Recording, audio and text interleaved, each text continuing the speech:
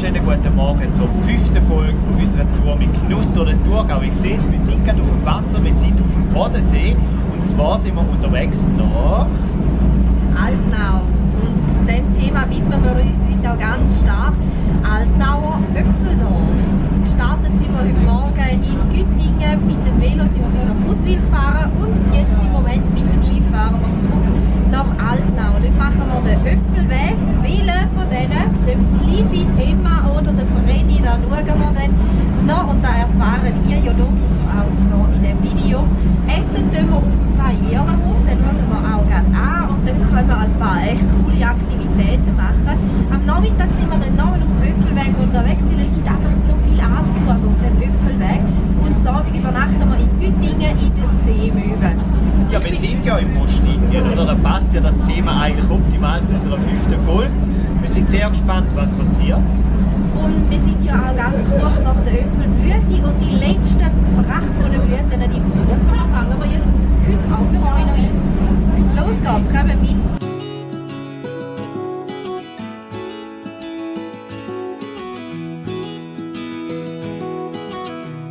Gestern sind wir ja mit der UAH gefahren, die fährt von Schaffhausen bis Kreuzlingen. Jetzt sind wir mit der Bodenseeschifffahrt unterwegs, die fährt da hinten einmal die Strecken, fährt hier auch quer über den See und da vor allem auch die Orange-Linie, da sind wir jetzt unterwegs, von Huttwil nach Altnau.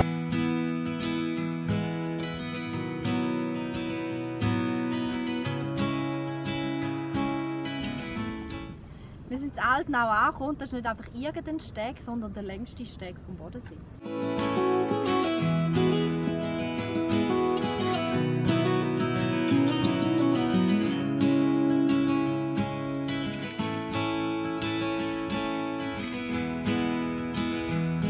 Nach einer kurzen Fahrt mit unseren super E-Bikes durch Altnau sind wir jetzt im Dorfzentrum angekommen. Ein herziges, kleines Zentrum, das auch eine Metzgerei hat, und zwar die Ochsenmetzgerei. Da holen wir unser Picknick ab für heute Mittag und ich habe schon mal geschaut, was da gibt.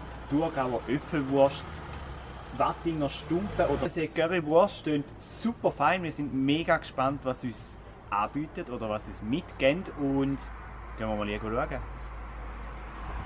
Wir haben uns jetzt in dieser wunderbaren Metz umgeschaut. Es hat ein wahnsinnig vielfältiges Angebot. Wir sind zum Schwärmen fast nicht mehr rausgekommen. Jetzt haben wir den Herrn Wattinger da, der uns ein Picknick mitgibt, oder vielleicht sogar noch ein mehr als ein Picknick. Was haben wir da alles? Also wir haben hier im Jahr 2017 am schweizerischen Wettbewerb mitgemacht, der Wursterei, und haben damit 9 Goldmedaillen geholt, 2 Silber und 1 Bronze. Und wir haben jetzt hier drin, in diesem schönen, wunderschönen Korb, alles Goldmedaillenprodukte. Wir haben hier die feine Bratwurst, glutenfreie Bratwurst, unseren feinen Bauernspeck, Äpfelwürstchen. Äpfeldorf Altnau ist ganz speziell für uns, dass wir hier Goldmedaille geholt haben.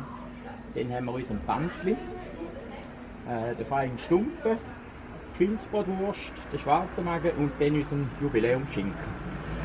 Ich darf eins sagen, wir haben einen eigenen Schlachtbetrieb, wir haben nur Schweizer Fleisch in der Ochsenmetzgerei in Altnau und haben somit einen schönen Erfolg, der auch die Leute unterstützt und das Vertrauen da ist. Was bedeutet so Goldmedaille? Ist das etwas, was man so ein bisschen anstrebt als Metzgerei? So wirklich etwas Spezielles? Also ich darf sagen, wir sind jetzt 33 Jahre hier in Altnau. Und da ist natürlich ein super Erfolg, eine super Auszeichnung auf die Jahre raus, immer wieder Goldmedaille zu machen auf den Produkten, die wir hier selber herstellen. Ja, ich denke, dann geniessen wir jetzt die Goldmedaille gewinnen. Wir sind super gespannt, wie das schmeckt und danke vielmals, dass wir das mitnehmen dürfen. Merci. Ich kann euch da gerne überreichen und ich hoffe, die Leute haben den Plausch und danke vielmals, dass wir euch begrüßen dürfen. Danke vielmals.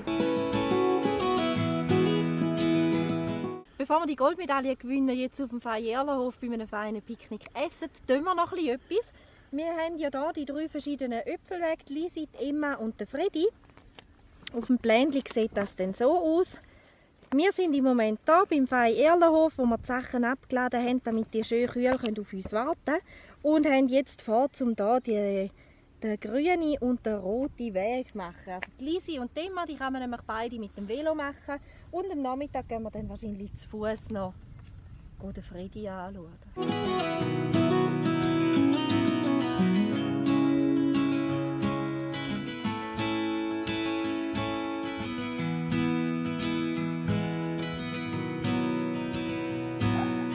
Station Altnauer Öpfelweg. Und auf diesen Tafeln lernt man immer ganz viel über den Obstanbau, über die Region.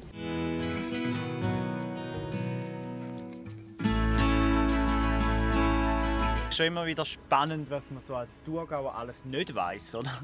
Hast du gewusst, dass es einen Altnauer Öpfelweg gibt? Nein. Das ist unglaublich. Weil schon als wir das Programm angeschaut haben, als Thurgauer selber haben wir 3/4 der Programmpunkte schlicht nicht kennt.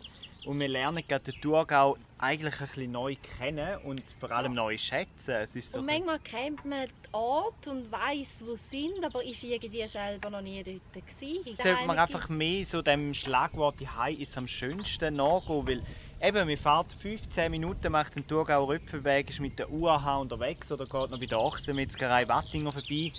Es ist unglaublich, die Vielfalt, die es gibt. Und also ich freue mich richtig, um jetzt noch ein paar Meter auf dem Öpfelweg zu fahren und dann noch ein bisschen etwas zu lernen. Weil eben über Äpfel selber wissen wir ja auch viel, aber eben auch lange nicht alles.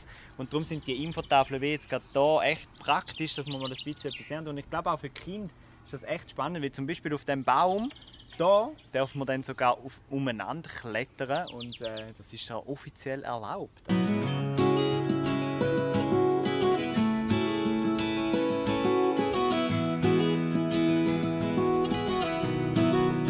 Hörst du die Zeit für eine Runde Memory?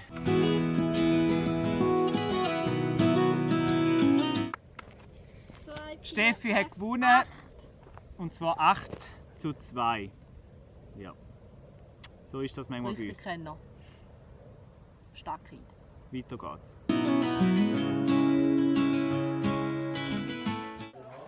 Den ersten Teil haben wir gemacht vom Öpfelweg. Mittlerweile haben wir jetzt aber richtig Hunger bekommen. Darum sind wir zurück zum Feierlerhof gegangen, wo wir jetzt als erstes unsere Muckis brauchen. Wir machen Butter, das macht man aus Rahm, wo wir hier im Gläschen haben. Und ja, jetzt müssen wir da ein bisschen Action reinbringen. Jetzt geht es in die Arme.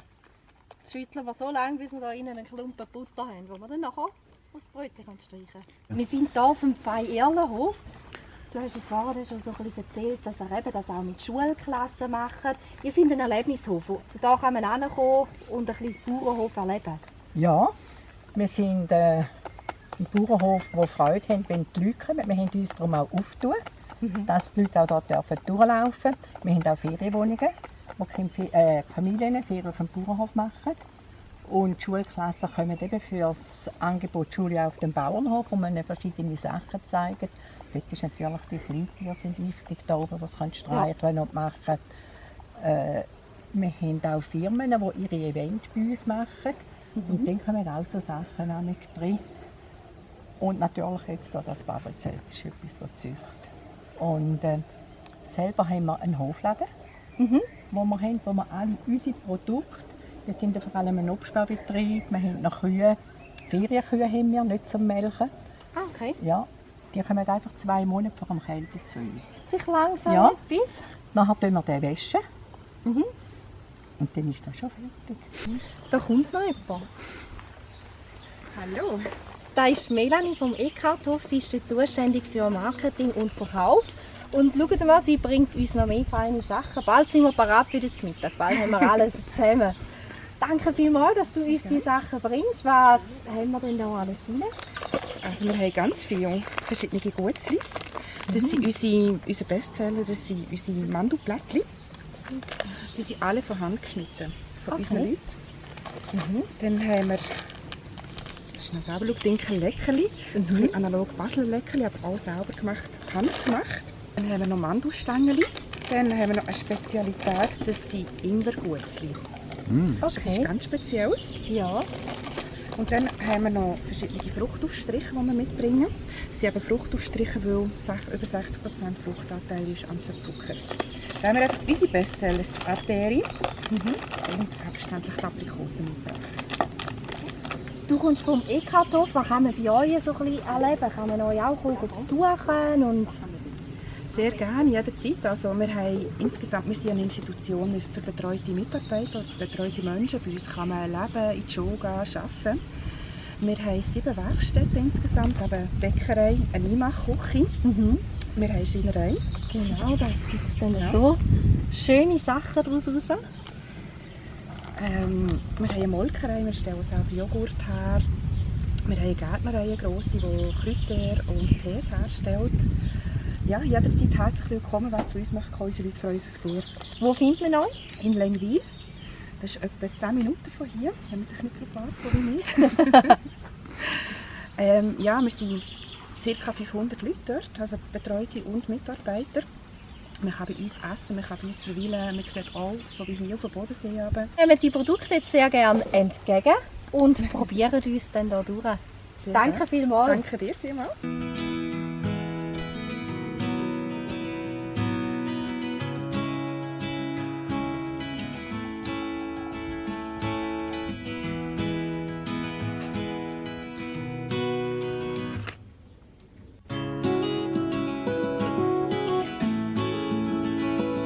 Der Wein, den wir heute probieren dürfen, ist ja vom Rutischhauser Weinkellereien in Scherzingen. Dort gibt es auch einen Shop, wo man die ganzen Weine probieren kann. Es sind 80 eigene Weine und über 1000 Handelsweine, müsst ihr euch das mal vorstellen. Also, wenn ihr mal etwas probieren wollt aus der Region, aber auch ein bisschen weiter weg, dann geht ihr am besten einmal in Scherzingen vorbei. Dazu gehört natürlich der Käse, den wir heute vom Strehl bekommen. Danke vielmals für das.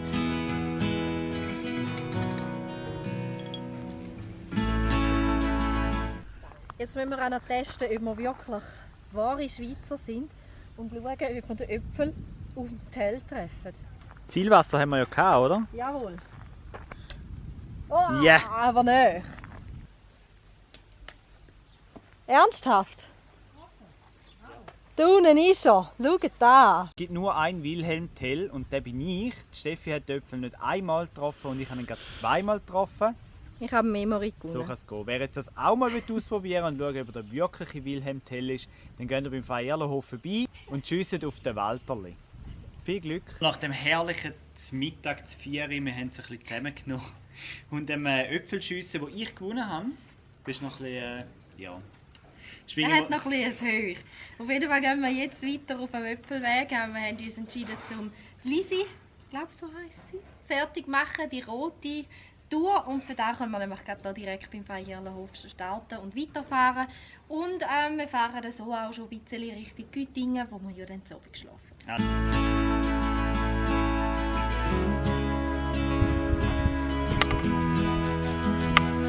Wir sind am Ende vom Altnauer Äpfelweg angekommen. Eine wunderschöne Region, die sich sehr lohnt zum Erkunden, egal ob mit Velo oder zu Fuß. Für uns ist es jetzt Zeit, um das Dorf weiterradeln. In Güttingen steht das Hotel, wo wir übernachten dürfen. Und ich glaube, wir gehen mal so langsam in dieselbe Richtung und schauen, ob unser Zimmer vielleicht schon frei ist. Wir sind im Hotel und Restaurant Seemöwe in Güttingen angekommen, haben bereits eingecheckt. Das 111 ist unsere Nummer und da sind wir auch schon angekommen. Und jetzt bin ich sehr gespannt, wie es die aussieht.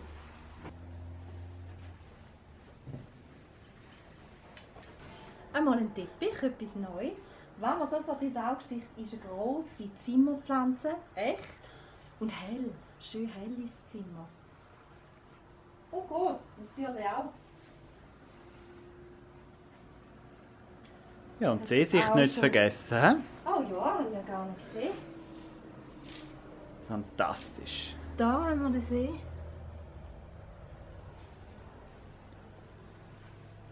Etwas zu trinken haben wir auch schon da. Eine liebe ich ja sowieso. Schale. Gehen wir mal ins Bad schauen. Eine Duschbanane. Schön grosser Tisch. Doch, ein weiteres wunderschönes Zimmer. Wir sind jetzt unten im Gastraum vom Hotel Seemöwe. Und da habe ich auch gerade schon Frau Harder geredet. Sie wohl? Sie ist Geschäftsführerin hier vom Hotel- und Restaurantbetrieb. Und wir dürfen mit ihr zusammen jetzt noch so ein bisschen das Haus anschauen. Haben wir gerade gehen? Ja, Sie uns ein paar Sachen zeigen? Ja, gerne. Wir würden vielleicht gerade zuerst kurz die Gaststuben anschauen, die wir haben. Und nachher in die Küche. Wir haben eine neue Küche gebaut letztes Jahr. Im Juli ist sie fertig. Ja, da wo wir uns jetzt gerade befinden, ist so unser Bistro, das Tagesrestaurant.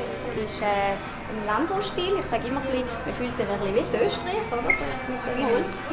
Da haben wir sehr viele Znüni-Gäste und Tagesgäste, Kaffee, Kuchen, Mittagsmenü. Kommen die Handwerker sehr viel oder Chauffeure. einfach Leute, die schnell fein zu Mittag essen und einfach. Dann haben wir hier hinten das Restaurant à la carte. Es ist ein bisschen gehobener Raum, haben wir so ein bisschen gestaltet, auch mit Tischtüchern weiss deckt. Das hat einen Grund, damit die Lernenden ein bisschen alles lernen, den einfachen Stil, aber auch weiss deckt. Und da legen wir sehr viel Wert drauf. Das Glaspavillon haben wir 2014 neu gebaut. Vorher war das eine Gartenterrasse. Mit Markisen überdeckt. Schon erfahren, ihr habt noch zwei zu Hause, die auch geeignet ist für speziellere Anlässe. Genau, wir haben die Residenz Lindeneck, die ist 350 Meter entfernt von hier. Dort haben wir einen neuen Gewölbekeller gebaut. Das ist eigentlich im bestehenden Haus ist ein wunderschönes Fachwerkhaus von 1911 und unten war ein ganz alter Keller, also das war vorher sehr alt. Den haben wir jetzt ausgebaut und jetzt ist es ein wunderschöner Raum geworden. Dort machen wir dann auch das Catering dazu, ist genau. alles zusammen im Päckchen. Genau, wir haben immer mehr Plätze bekommen mit dem Pavillon und jetzt mit dem Gewölbekeller und darum müssen wir die Küche ausbauen, damit wir auch das Catering bewältigen können. Dann haben wir gerade dort einen Blick hineinwerfen. Ja, sehr gerne. Das ist unsere neue Küche, ich sage der Rolls-Royce von der Seemöwe.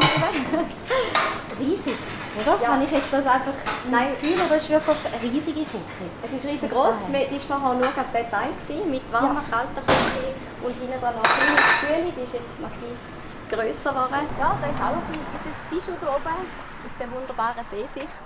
Ja. Wie lange sind Sie schon da in der Seemöwe? Ich bin vor 6 Jahren mit dem ganzen Team vom Ignacher Hof, das ist ein Restaurant in Ignach, sind wir hier angekommen, am 1. Mai 2012 haben wir das Haus übernommen. Das Größte aus der Küche ist so übernachgekommen. Kalbsmilke. Ich bin sehr gespannt, wie es schmeckt.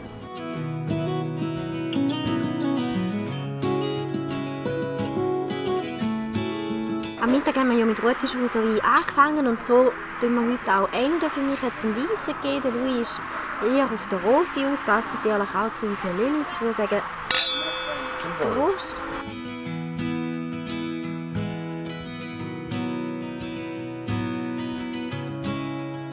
Das war der 5. Tag unserer Genusstour durch den Thurgau. Wieder ganz viel passiert heute. Absolut. Eine wunderbare Region haben wir schon wieder kennenlernen. Gutes Essen, viel Genuss. Einfach herrlich. Oder? Typisch Thurgau. Ja, also der Thurgau, der wächst uns immer mehr ans Herz. Wir freuen uns sehr, sind ihr an Bord auf unserer Tour durch die wunderbare Gegend. Und wir sagen dir jetzt gute Nacht. Wir geniessen noch die letzten Sonnenstrahlen und freuen uns dann auf die nächste Folge, Folge 6. Weißt du schon, wo es dann hingeht? Natürlich weiss ich es, aber ob ich das auch schon verrate? Auf jeden Fall werden wir wieder viel Velo fahren.